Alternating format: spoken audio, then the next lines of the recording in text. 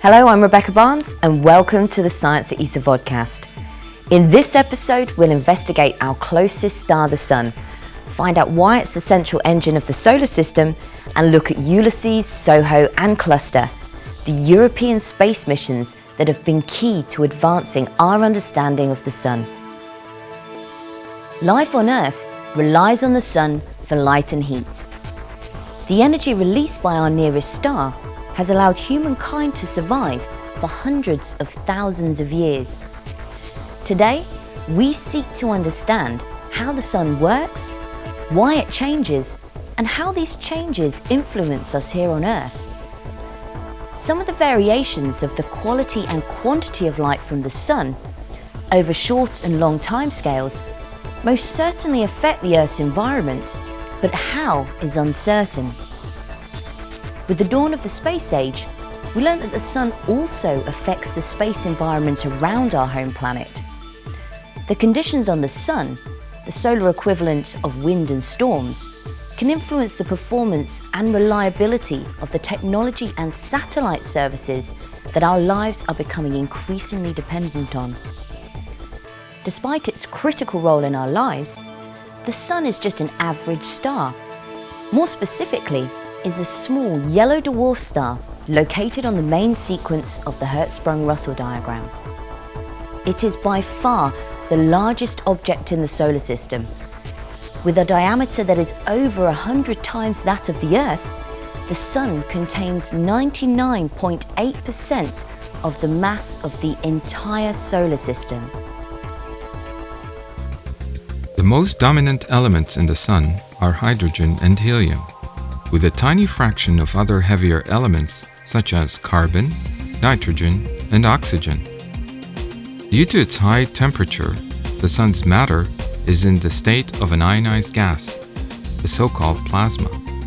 Protons and electrons, stripped from atoms, move freely throughout the solar interior. Almost half the mass of the Sun is densely packed within its core. It is here that the Sun's energy is generated. The temperature in the core of the Sun reaches over 15 million Kelvin.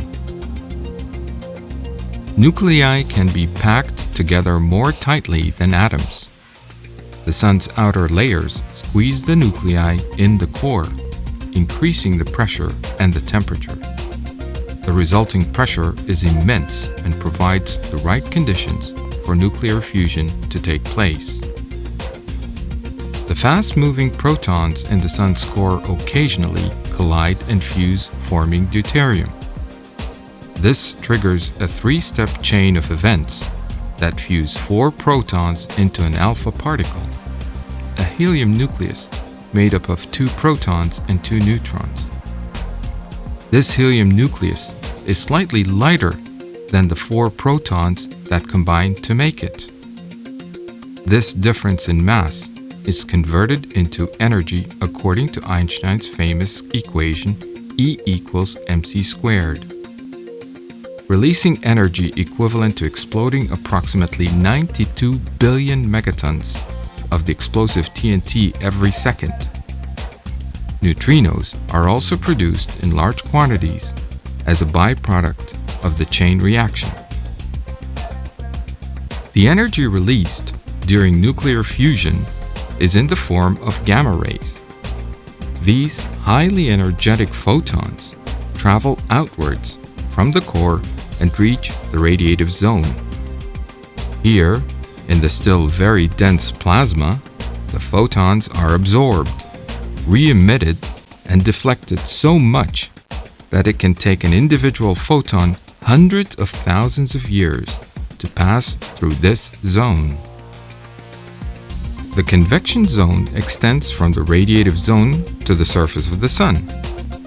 In this zone, the temperature drops to 2 million Kelvin, which is too cool to allow energy transport by radiation.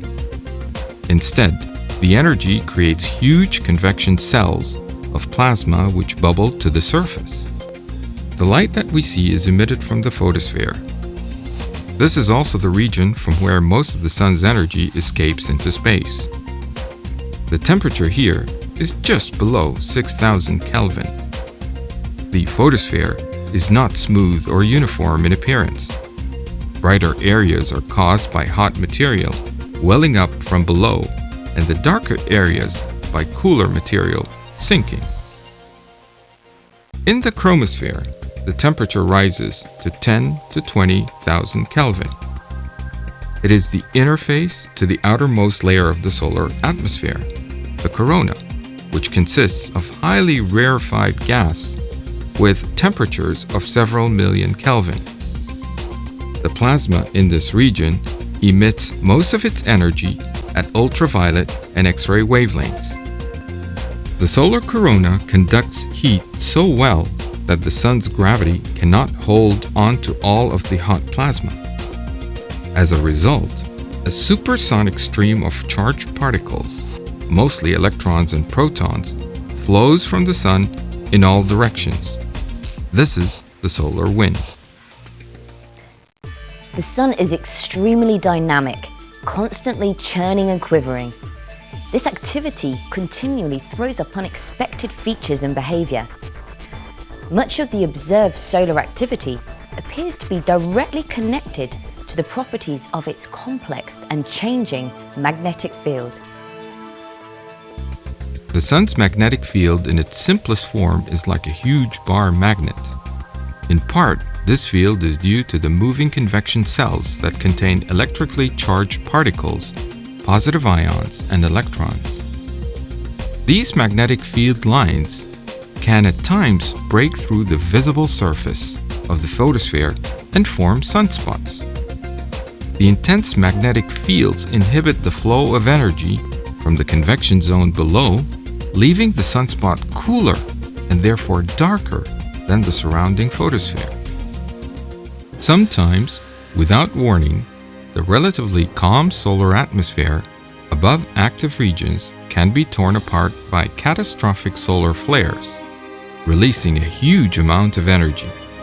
When viewed in X-rays, a solar flare can be 100,000 times brighter than the entire sun.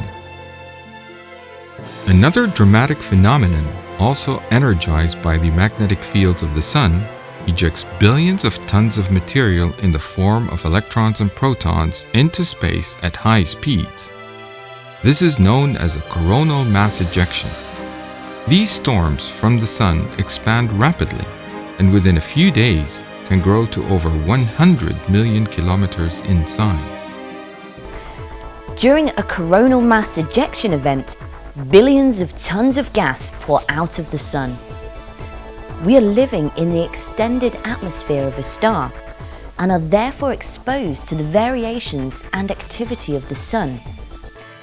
If propagating in the right direction, these particles can blast across the 150 million kilometers between the sun and the Earth in just a few days. In addition, the solar wind dominates the space between the planets of the solar system.